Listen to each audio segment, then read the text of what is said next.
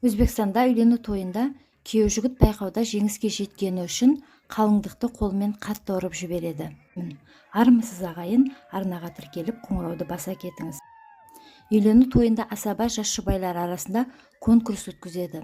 Жарыста күйеу жігіт емес, қалыңдық жеңіске жетеді. Сол үшін ер адам оны бар күшімен басынан соғып қалады.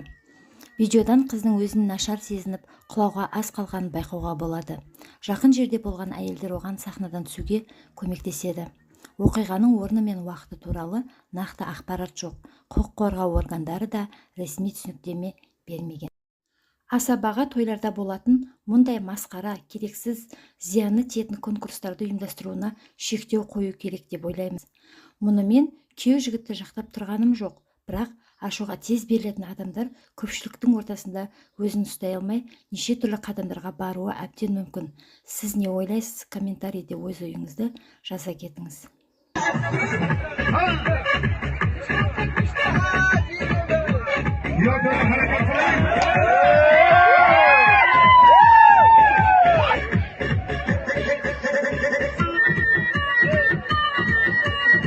Молодец, мама.